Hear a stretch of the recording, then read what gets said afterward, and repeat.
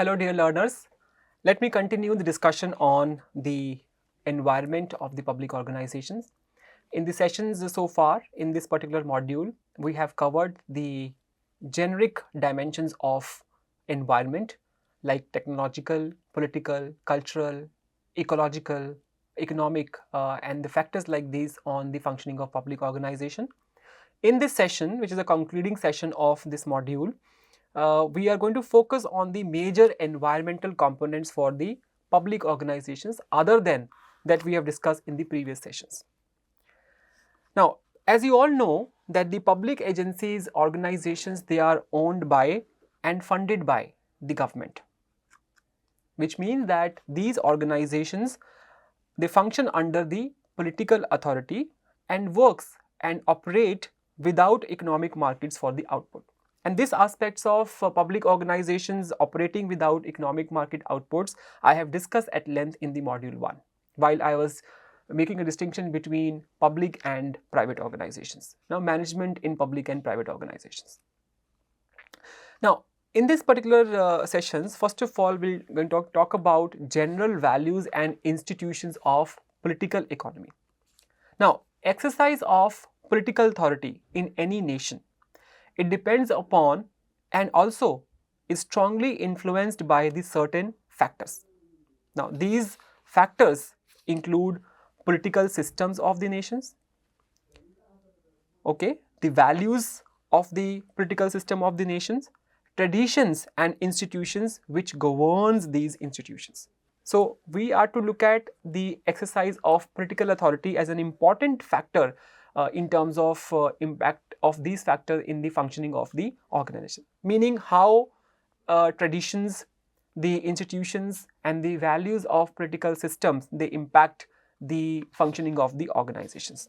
Let us first of all consider the role of constitutions of various nations across the world. The constitution formally states what? The values, fundamental rights, duties, and also establish some of the primary public institutions and rules for the governance. That's what we are talking about. In terms of role of constitution, if you look at, the role is to state values, establish some of the primary public institutional, or in case of Indian context, we talk about constitutional bodies, and also the rules of governance. Now, these values and the institutional arrangements, they influence values, constraints and performance criteria of the public organizations. Now, if you look at, especially the Constitution of India, which lays the framework that clearly demarcates the fundamental political code, structure, procedures, powers, duty of the institution of the government, and set out the fundamental rights and duties of the citizens. So, in case of the primary public institutions, I have just mentioned about, role of constitution is to establish some of the primary public institutions. Now, if you look at the primary public institutions in the case of India, and as per the constitution, we mean constitutional bodies established by Constitution of India. Some of the examples of these constitutional bodies include Attorney General of India, Comptroller and Auditor General, Election Commission, Finance Commission, Union Public Service Commission. Now, if you look at all these structures, procedures, powers, values, bodies and institutional arrangement, it very much influence the values and put constraints and performance criteria of the public organizations and agencies, right? Now, if you look at the constitutional provisions, constitutions as the supreme law, they place various limits on the government and also guarantees certain rights to the citizens and the country. That's what we have mentioned. The constitutional provisions in terms of legislative and judicial development, they places lot of limits on the government and guarantees certain rights to citizens. Like, for example, provisions like equal protection, freedom of speech, expression, equal protection, right against the exploitation. All these structures, they have important implications for the functioning of the public organization. So that's what we have said, that if some action is to be taken against somebody, something has to be done in order to take care of what has been done in the organizations. So there are provisions of equal protections, due processes to be followed. Without that, you will not be able to perform your activities in a smooth way. So if you deviates from these particular provisions, ultimately there are consequences that the public organizations have to face, right? For example, if you look at the administrative law, which is meaning the adherence to procedure in rule making. In this case of context of India, we have Right to Information Act, which provides information to the citizens. The Citizens Charter, participation of stakeholders. So what happens is these laws, they provide opportunities and provide some kind of freedom to the people to gain access to the information, and give them some kind of duties and responsibilities, and there are rights according to which they can demand these kind of informations from the public organizations. And as the part of the larger government setup, public organizations are to be abide by the rules set in the lawmaking, right? Also, if there are certain actions are to be taken, the due processes have to be followed, because you have to make sure that the principle of equity, fairness and justice is followed in terms of taking any kind of actions against any people, right? For example, Administrative Tribunal Act, if you look at, I have given the reference also here, please go to this particular act. It allows for equal protection to the people in case some kind of action is taken against them. For instance, if you look at, if some person has to be suspended or dismissed, or some kind of action is taken against them for some kind of misconduct, it has to be done following the due process, because the law mandates that equal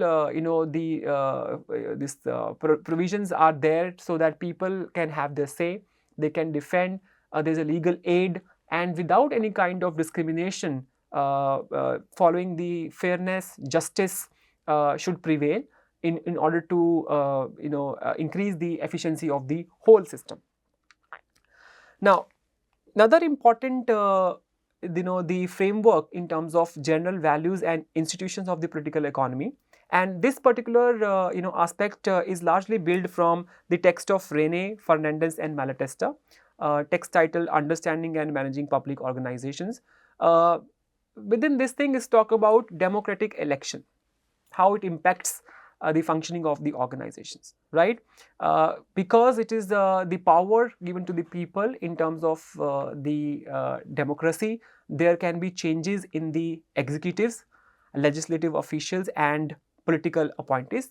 Now, with this leadership changes in the public organizations, there also is a shift in the priorities, agencies' focus, power, influence, resources for people and subunits. If you can recall, in the political environment, we also talked about this aspect, but we have not talked about in terms of democratic elections. Now, when people have power to change the political authority, right, in terms of bringing in leadership changes in public organization, so with that change, there will be also a shift in the priorities of the agencies. The focus of the agencies will change, their power will change. Some agencies will have better relationship management with the political authority, others might not have. So those who have that kind of political support will have more smooth functioning than the others, right? So these all have the important implications for the public organizations in terms of their functioning, and they can largely impact in terms of the political interference from the outside political authority in terms of impacting the activities of the organization. Now, federal system, which means the allocation of authority, different levels of government. If we talk about the country context, we have central level and the state level, and then of course there are local bodies. It also have influence on the functioning of public organizations, right? So you have to cater to the demands of the the different levels of government at state and central. There are state or local government. The establishment of the offices are following procedures laid down by central authority. That's what I mean, that when you have a federal system, the allocation of authority lies at the different levels in the government, being state and central level. So when there is establishment of the offices or any other activity to be done, it has to be done following the procedures which are laid down by the central authority, right? right? It also depends upon how the funds are being received by the states, right? And also with various specification about these structures, because you see that we talked about this as the very time that the government organizations are embedded in the larger government structures, government the setup. So the funds that are being given to the states for the smooth functioning of the operations of the state, it also has a lot of guidelines to be followed, how it is to be done, what activities are to be done, and how it is to be done, it is specifically laid down. Another important aspect of separation of powers, which I will take up in the next module on accountability and control, which talks about the separation of powers in terms of legislative, executive and judicial branch with lot of checks and balances. It also has impact on the functioning of public organizations. So we are going to look at length about what is the doctrine of separation of power in the context of India. Though it largely is a topic of public administration, but we will touch upon this aspect as a very important accountability and control mechanism in terms of checks and balances, in terms of impacting the functioning of organizations, government and public organizations. So we will touch upon this in little more detail in the module on accountability and control, which is the first module in the next theme. Now this is very important. So now, because we are talking about the important components of the major environmental components, the values and the performance criteria for the government organizations are to be talked about. So this is also based on the text of Rene, Fernandez and Malatesta, but wherever possible I have taken the examples from the Indian context to further elaborate on the various processes. Now, when we talk about the values and the performance criteria for government organization, now if you look at public organization, they are tasked with balancing multiple values and the performance criteria, which also include your efficiency, effectiveness, timeliness, reliability and reasonableness. Now, all these factors which I have highlighted here, they play a significant role in shaping public expectations and administrative practices, though sometimes they can conflict with each other, which I will explain to you in a bit time, creating challenges for public managers. So all these performance criteria, though very important, there can be some kind of conflict between these criteria, which often make the life of the public officials a little more challenging in terms of maintaining. Now, competence values are being actually described in terms of efficiency, effectiveness, timeliness, reliability and reasonableness. Let's look into this, what it means. Now, if we talk about the concept of efficiency, now efficiency is about more minimizing the cost while maintaining quality. We are talking about efficiency in public operations in terms of the competence value. How much organizations are competent in terms of efficiency as the criteria for the government organization. Efficiency is all about minimizing cost while maintaining quality. Now, if we talk about the context of India, the government takes various initiatives from time to time to increase the efficiency within the public organizations. Now, some of these examples of such initiatives are the Digital India program, which aims to streamline the processes and reduce administrative costs. We talked about this in the technological aspect also, to reduce the bureaucratic delays and all. It enhances the delivery of the program services electronically, reducing paperwork and improve efficiency. So cost wise, we are minimizing the public service delivery while maintaining the quality. The other aspect to this is government also leverages the private sector efficiency and innovation by collaborating with the private sector entities. For example, public-private partnerships in terms of the collaborative projects to take care of the infrastructure, healthcare, education, in order to improve the service delivery while managing cost. So efficiency here is having much more efficiency, the much more emphasis on minimizing the cost while maintaining the quality. Effectiveness, on the other hand, is different from efficiencies in terms of that it refers to the government's ability to fulfill its duty successfully and meet the public demands. The criteria is not cost here. Criteria here is that whatever is the expectation of the public is being met by the government organization. So effectiveness is to do with whether the service is being provided or not. Whether service provided or not about at what cost.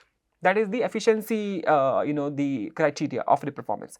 Now, when you talk about citizens, they often prioritize effective service over efficiency. They want the service to be provided. At what cost is not the criteria there, especially in crucial services like if you look at the police personnel, firefighters or emergency medical response. Now, all in this case, what we need is what is supposed to be done, it is done. At what cost? That is the efficiency criteria. So you see that the classic difference between the efficiency and effectiveness as the competence value of the organization and how it impacts the functioning of the organization, right? Sometimes what happen is the courts outside or the interest group outside want the effectiveness to be taken care of, and efficiency principle has to be taken care of by the public organizations, and at what cost they want to provide the services, because effectiveness for them is much more important in terms of what they are getting or not, right? Next is the timeliness, another important aspect of this. You say that public service provision with efficiency in terms of if you look at the responsiveness, is ability of the public organizations to provide services in appropriate time frame, right, which is very, very particular, especially in case of emergency situations and public safety, right. So if there is a lack of timely availability of the public service delivery or services, there is no use. So performance criteria of timeliness is very, very important in terms of the functioning of all the organizations, but more specific to government organizations, because it's a demand, there is a pressure and there is expectation of the public that whenever some turbulent time comes in, there is a robust response from the government side. So timeliness is another important dimension which is mentioned here. Then comes the reliability. Reliability in the government means consistently delivering the services that meet the required standards, right? It is very, very important for the crucial services with direct impacts on safety and well-being, like police and medical services at public hospitals. So reliability talks about the concept of consistency in terms of the delivery of the services without the interruptions, and of course meeting the standards of the public. Reasonableness is another important criteria for the government organizations to take care of the various public policy and delivery implementations, the aspects of the organizations. It impacts the functioning in a different way. The contrast of competence value is the responsiveness, which is to do with more accountability, legality and responsiveness, which is about how responsive is the government in terms of meeting the demands of the citizens or the stakeholders, right? Meaning rule of law and government authorities, in terms of legality, in terms of responsiveness, in terms of accountability. Now, accountability, I will talk in detail in module number 4. So different, the topic altogether to talk at length. So I have kept it as a separate module because it requires a lot of discussion, in terms of how accountability has been understood, what kind of control mechanisms are put in place there, right? Now, how you are responding to the public demands? Are you adhering to the ethical standards? Is fairness, equal treatment and impartiality, are you following fairness? Is equal treatment being given? What about impartiality? And of course, openness to external scrutiny and criticism as far as the actions of the government is concerned. So responsiveness is another important performance criteria for the government organization. So whenever the organizations, they do some kind of activities, they are implementing the public policy programs and they design the policies for the betterment of the society, all these things are to be taken care of. So all these are the important aspects of the responsiveness as a criteria for the government organizations. For example, ethical standards adherence, the concept of fairness and equal treatment, because these are the unique features of the public organizations more specifically, because big business organizations are largely more driven by profits, right? But public organizations, they are classically different from the private organizations, because these organizations have to take care of fairness, justice, equality, equal treatment, and also impartiality. And also their actions are open to external scrutiny and criticism.